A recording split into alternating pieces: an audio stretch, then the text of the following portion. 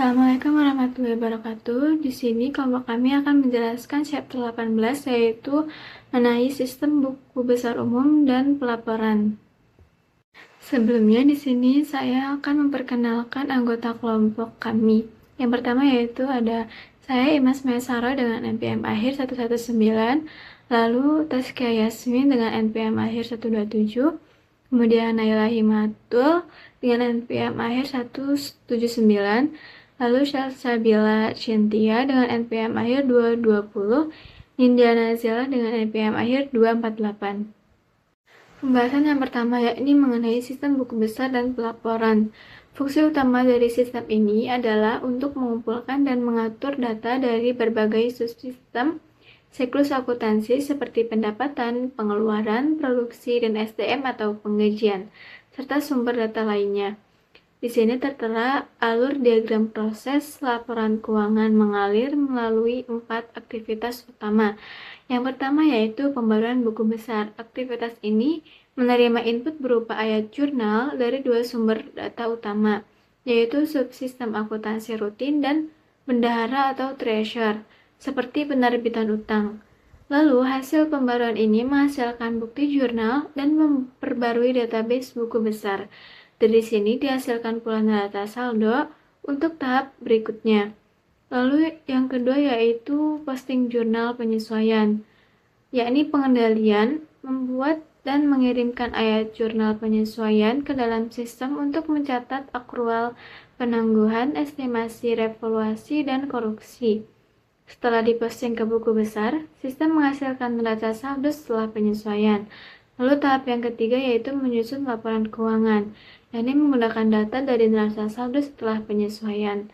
Aktivitas ini menutup buku dan menghasilkan laporan keuangan periode bulanan, kuartalan, atau tahunan. Laporan ini didistribusikan kepada pengguna eksternal seperti investor atau regulator, serta dikirim kembali ke pengendalian. Aktivitas ini juga menghasilkan jurnal penutup untuk membersihkan akun nominal di buku besar. Lalu tahap yang keempat yaitu menghasilkan laporan manajerial. Aktivitas ini mengambil data dari buku besar serta berinteraksi dengan direktur anggaran yang mengirimkan rencana anggaran. Output yang dihasilkan berupa anggaran dan laporan kinerja yang diserahkan langsung kepada manajer untuk keperluan internal. Untuk yang selanjutnya yaitu kebutuhan informasi dan keputusan kunci. Sistem pelaporan ini dirancang untuk memenuhi kebutuhan informasi yang berbeda dari dua kelompok pengguna. Yang pertama yaitu pengguna internal atau manajer. Nah, manajer ini membutuhkan informasi yang tepat, waktu, dan mendetail mengenai area tanggung jawab spesifik mereka guna mengevaluasi kinerja operasional. Sedangkan untuk pengguna eksternal seperti investor, kreditor, atau regulator, mereka membutuhkan laporan keuangan periodik untuk menilai kinerja organisasi secara keseluruhan. Keputusan kunci harus diambil oleh manajemen, meliputi penentuan ukuran yang tepat untuk balance scorecard, konfigurasi sistem ERP, apakah berbasis IFRS atau XBRL, serta penetapan anggaran perusahaan. Kemudian di sini terdapat 3 ancaman utama yang dapat mengganggu siklus buku besar dalam pelaporan. Yang pertama yaitu data buku besar yang tidak akurat atau tidak valid yang dapat memicu salah pengambilan keputusan. Lalu yang kedua yaitu pengungkapan laporan keuangan tanpa otorisasi atau bocoran data yang beresiko mendatangkan denda atau tuntutan hukum. Lalu yang ketiga yakni kehilangan atau kerusakan data finansial yang dapat melumpuhkan operasional perusahaan. Nah, untuk mitigasi risiko-risiko tersebut, perusahaan harus menerapkan tindakan pengendalian berupa yang pertama yaitu kontrol integritas pemrosesan data, lalu pembatasan akses dan kontrol akses ke buku besar, lalu peninjauan berkala terhadap seluruh perubahan data buku besar, kemudian ekskripsi data, lalu yang terakhir prosedur pencadangan backup, serta pemulihan bencana. Langkah pertama dalam sistem ini adalah pembaruan buku besar. Tujuan utama pembaruan buku besar adalah untuk memastikan bahwa semua informasi keuangan mencerminkan aktivitas bisnis perusahaan yang sebenarnya. Ketika buku besar diperbarui dengan benar, manajemen dapat menghasilkan laporan keuangan yang andal dan menggunakan informasi tersebut untuk mengambil keputusan. Pertama, apa yang dimaksud dengan pembaruan buku besar? Memperbarui buku besar berarti mencatat entry jurnal ke dalam sistem akuntansi utama perusahaan sehingga semua saldo akun tetap terkini dan akurat. Informasi yang masuk ke buku besar biasanya berasal dari dua sumber. Yang pertama adalah dari subsistem akuntansi.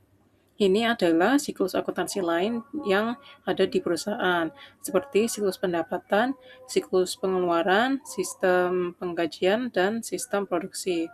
Setiap subsistem memproses sejumlah besar transaksi setiap hari.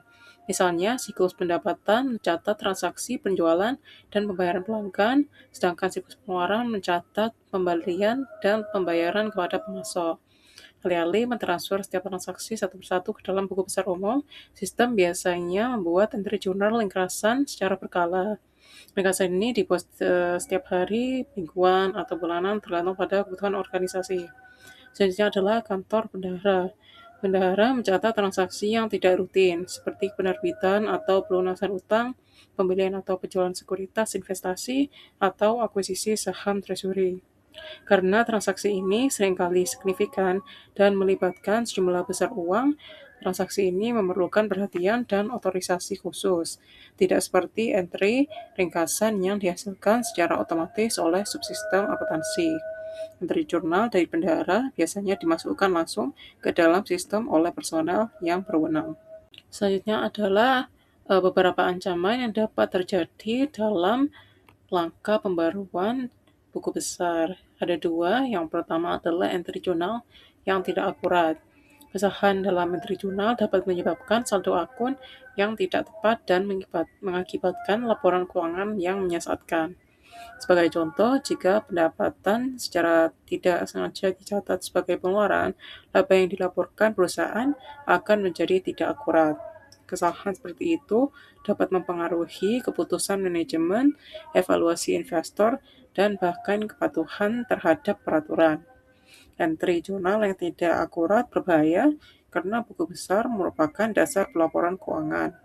Begitu informasi yang salah masuk ke buku besar, kesalahan tersebut dapat menyebar ke seluruh sistem akuntansi dan memengaruhi banyak laporan. Ancaman yang kedua adalah entry jurnal yang tidak sah. Ancaman ini terjadi ketika seseorang tanpa wewenang yang tepat membuat atau mengubah catatan akuntansi. Entry yang tidak sah dapat bersifat tidak sengaja atau disengaja. Dalam beberapa kasus, karyawan dapat mengubah catatan untuk menyembunyikan kesalahan atau memanipulasi hasil keuangan. Dalam situasi yang lebih serius, entry jurnal yang curang dapat digunakan untuk menyembunyikan pencurian, menggelembungkan keuntungan, atau mengurangi kewajiban. Ancaman ini sangat berbahaya karena buku besar umum berisi informasi keuangan yang sangat sensitif. Jika individu tidak berwenang mendapatkan akses ke sistem, mereka dapat secara signifikan merusak integritas pelaporan keuangan perusahaan.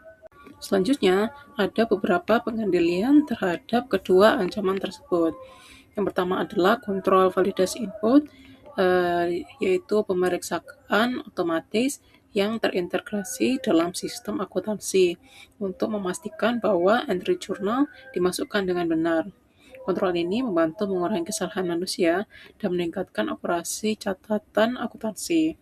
Syaratnya adalah kontrol akses, yaitu langkah-langkah keamanan yang digunakan untuk membatasi siapa yang dapat melihat atau memodifikasi informasi akuntansi.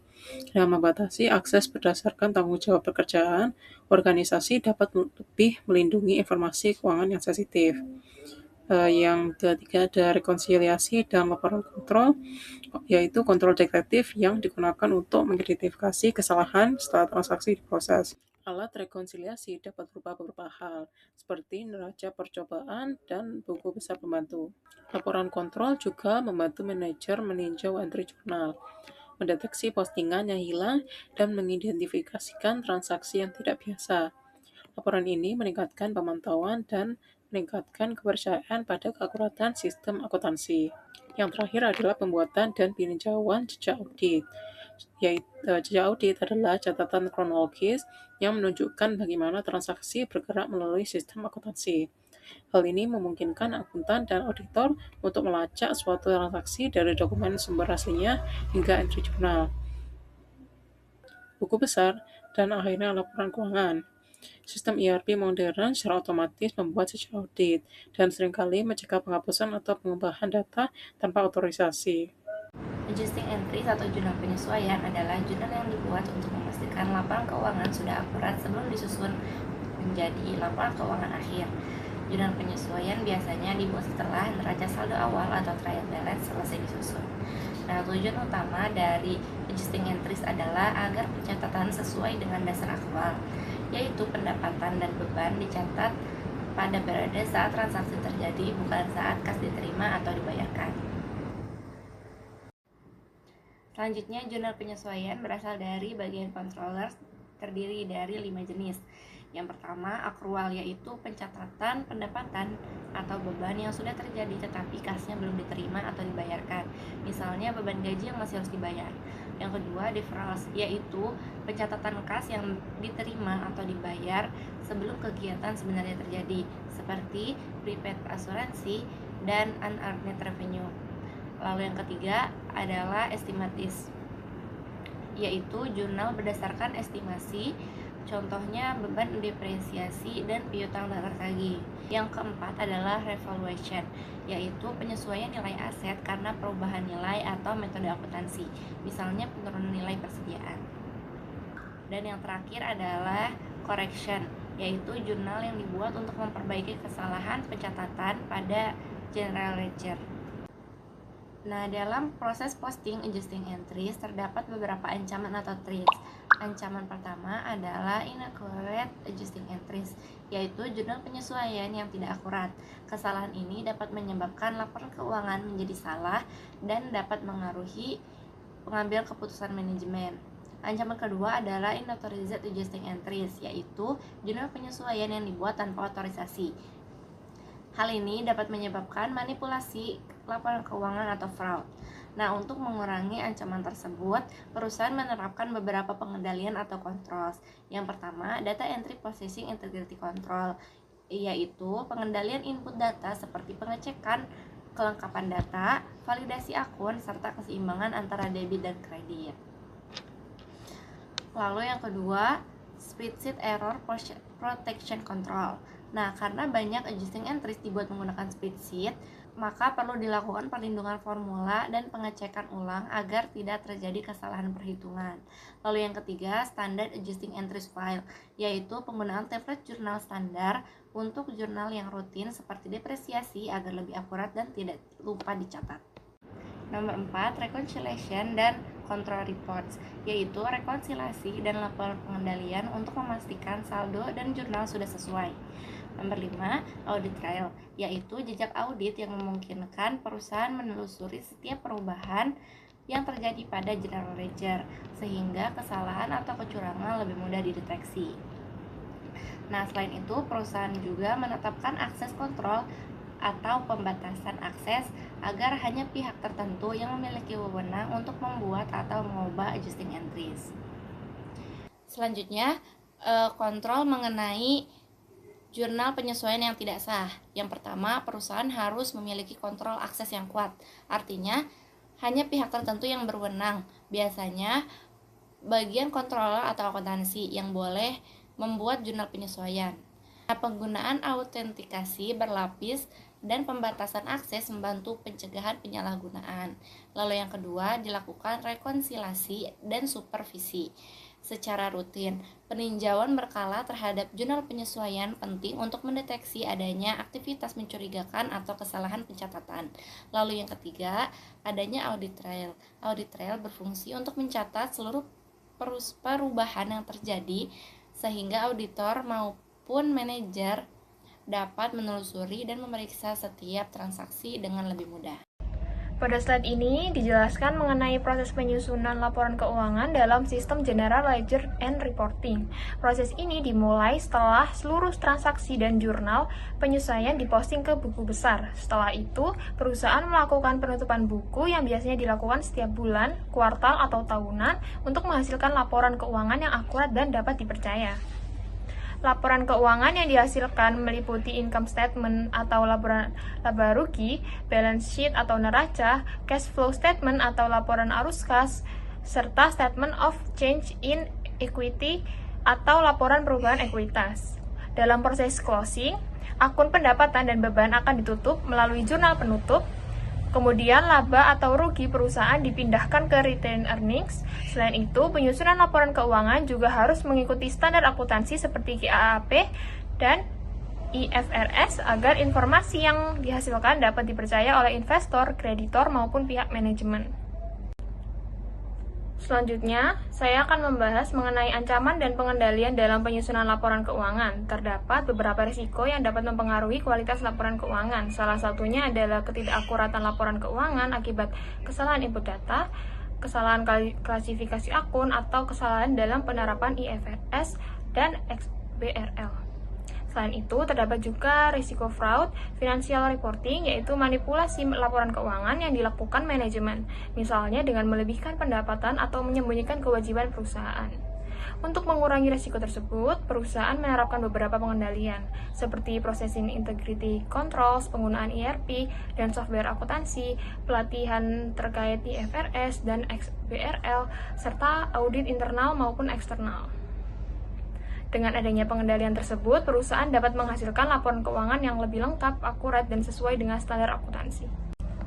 Selanjutnya, pada slide ini dijelaskan mengenai perkembangan teknologi informasi dalam penyusunan laporan keuangan, yaitu melalui penggunaan XBRL atau Extensible Business Reporting Language. XBRL ini merupakan bahasa pelaporan digital yang memungkinkan data keuangan ini diberi tag sehingga dapat dibaca dan diproses secara otomatis oleh komputer.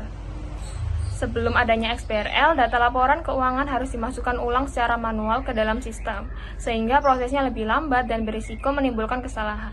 Dengan XBRL, proses pelaporan menjadi lebih cepat, lebih akurat, dan lebih efisien.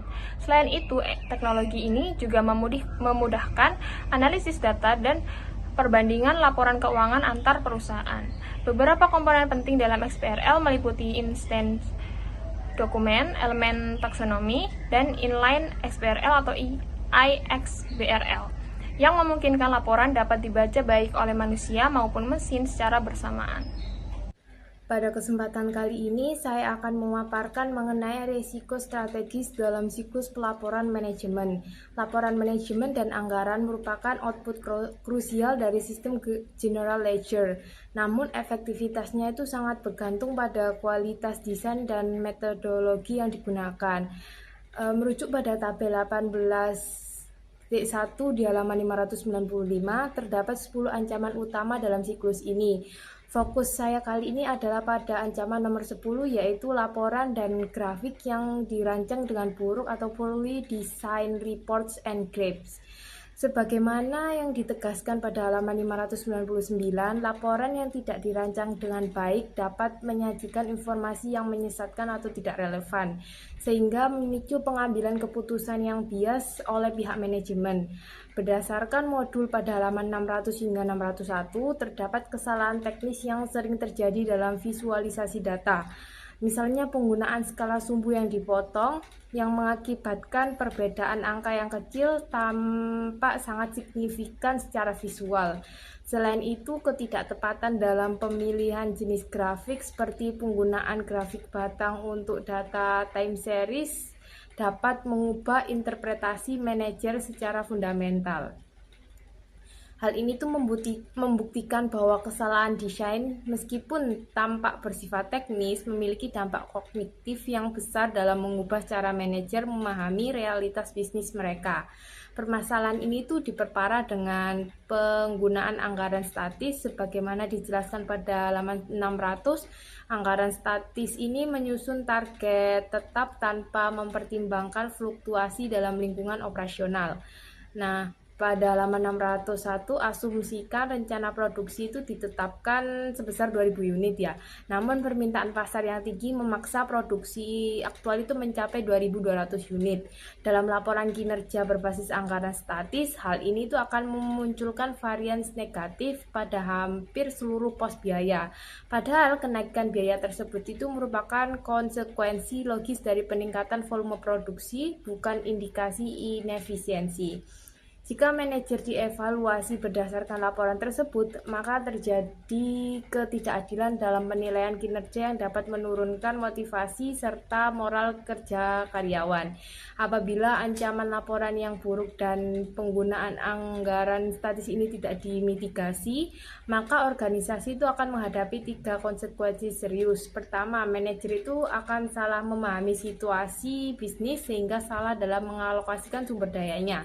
Yang kedua, sistem evaluasi kinerja menjadi tidak valid. Dan yang ketiga, sesuai dengan pernyataan di halaman 599, hal ini akan bermuara pada keputusan manajerial yang keliru yang akan merusak profitabilitas serta pencapaian tujuan strategis organisasi. Sistem pelaporan manajemen merupakan jantung dari pengambilan keputusan perusahaan karena perannya yang sangat krusial dalam mentransformasi data operasional mentah menjadi informasi strategis yang bermakna. Proses transformasi ini diawali dengan pengumpulan data secara sistematis dari berbagai subsistem organisasi, seperti data transaksi penjualan dari siklus pendapatan, data pembelian dari siklus pengeluaran, hingga data penggunaan bahan baku dari siklus produksi. Seluruh arus data ini kemudian diintegrasikan ke dalam sistem ERP yang berfungsi sebagai wadah tunggal untuk mengolah informasi agar konsisten dan terhindar dari duplikasi. Dalam sistem ini, setiap data divalidasi dan diklasifikasikan ke dalam buku besar melalui entry jurnal otomatis maupun manual, sehingga menciptakan rekam jejak keuangan yang utuh bagi seluruh aktivitas perusahaan. Setelah data terintegrasi, proses selanjutnya adalah menghasilkan berbagai jenis laporan manajerial yang menjadi navigasi bagi para pemimpin perusahaan. Laporan ini mencakup anggaran operasional yang merencanakan target pendapatan serta batas biaya untuk setiap unit, serta anggaran pengeluaran modal yang secara spesifik memantau investasi jangka panjang perusahaan. Selain itu, sistem ini menghasilkan anggaran arus kas yang sangat vital untuk memastikan perusahaan memiliki likuiditas yang cukup dalam memenuhi kewajibannya. Untuk memastikan evaluasi yang adil, sistem pelaporan ini juga menyediakan laporan kinerja fleksibel, di mana anggaran disesuaikan berdasarkan tingkat aktivitas aktual yang terjadi, sehingga manajemen itu dapat membedakan antara varians biaya yang disebabkan oleh efisiensi dengan varians yang disebabkan oleh perubahan volume produksi. Pada akhirnya, efektivitas sistem pelaporan ini itu terletak pada kemampuannya untuk menyajikan informasi yang akurat, tepat waktu, dan mudah dipahami melalui alat bantu seperti dashboard atau sistem akuntansi pertanggungjawaban.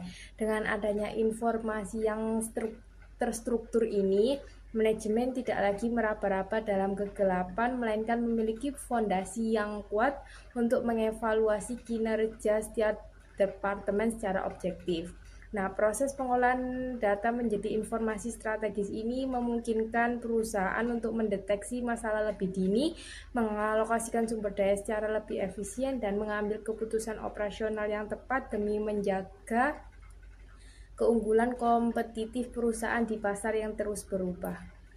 Setelah sebelumnya kita membahas mengenai ancaman nomor 10 dalam tabel 8.1, yaitu laporan dan grafik yang dirancang dengan buruk, maka saya akan memaparkan 2 solusi utama untuk memitigasi risiko tersebut. Berdasarkan chapter 18 mengenai sistem buku besar dan pelaporan, organisasi itu menerapkan 2 instrumen kontrol strategis. Yang pertama adalah akuntansi pertanggungjawaban atau responsibility accounting pada kontrol 10.1, dan yang kedua adalah balance score pada kontrol 10.2. Kedua solusi ini berfungsi untuk memastikan bahwa informasi yang sampai ke tangan manajer itu bersifat akurat, relevan, dan adil. Nah, akuntansi pertanggungjawaban. Nah, solusi pertama sebagaimana dijelaskan pada halaman 599, esensi dari pendekatan akuntansi pertanggungjawaban itu penyusunan laporan kinerja secara berjenjang atau hierarkis. Di halaman 600, sistem ini tuh memastikan bahwa seorang manajer hanya dievaluasi berdasarkan hasil yang secara langsung berada di bawah kendalinya, controllable items. Sebagai contoh, manajer lini produksi itu hanya akan bertanggung jawab atas biaya bahan baku dan tenaga kerja di unitnya, bukan biaya sewa gedung yang dikendalikan oleh manajer fasilitas. Hal ini tuh menciptakan keadilan dalam penilaian kinerja. Namun, perlu ditekankan bahwa efektivitas sistem ini akan jauh lebih optimal jika dikombinasikan dengan anggaran fleksibel, di mana standar biayanya itu menyesuaikan secara otomatis terhadap perubahan volume aktivitas, sehingga variasi yang muncul itu bersifat objektif. Analisis solusi yang kedua yaitu balance score. Balance score itu sebuah instrumen evaluasi multidimensi yang dijelaskan pada halaman 601. Berkaca pada kasus Alpha Omega Electronics di halaman 593, seringkali laporan keuangan saja itu tidak cukup untuk menggambarkan kesehatan organisasi. Oleh karena itu, balance score itu mengukur kinerja melalui 4 perspektif utama. Yang pertama, perspektif finansial, yaitu fokus pada profitabilitas dan arus kas. Yang kedua, perspektif pelanggan itu mengukur kepuasan dan loyalitas pelanggan. Yang ketiga, perspektif operasi internal itu menitik beratkan pada efisiensi proses dan kualitas produk. Dan yang keempat, perspektif inovasi dan pembelajaran itu berfokus pada pengembangan kompetensi karyawan dan produk baru. Nah, poin penting di halaman 602 itu menyebutkan bahwa jika perspektif finansial adalah lagging indikator atau indikator masa lalu, maka 3 perspektif lainnya adalah leading indikator yang mampu memprediksi kinerja masa depan organisasi. Nah, lalu bagaimana sih kedua solusi ini bekerja secara terintegrasi? Nah, dengan menggabungkan akuntansi pertanggungjawaban dan balance scorecard, organisasi itu memperoleh 3 manfaat strategis. Yang pertama, peningkatan kualitas pelaporan. Nah, laporan itu akan menjadi lebih komprehensif dan adil karena disusun berdasarkan tanggung jawab unit kerjanya. Yang kedua, akurasi dan akuntabilitas. Adanya jalur audit atau audit trail dan kontrol akses itu memastikan data yang dilaporkan itu valid. Yang ketiga, manajemen itu mendapatkan pandangan strategis yang utuh, tidak hanya terjebak pada angka keuangan sesaat, tetapi juga pendorong pertumbuhan di masa depan. Sebagai kesimpulan, integrasi kontrol 10.1 dan 10.2 adalah kunci bagi organisasi untuk menjaga keberlanjutan dan ketahanan dalam jangka panjang.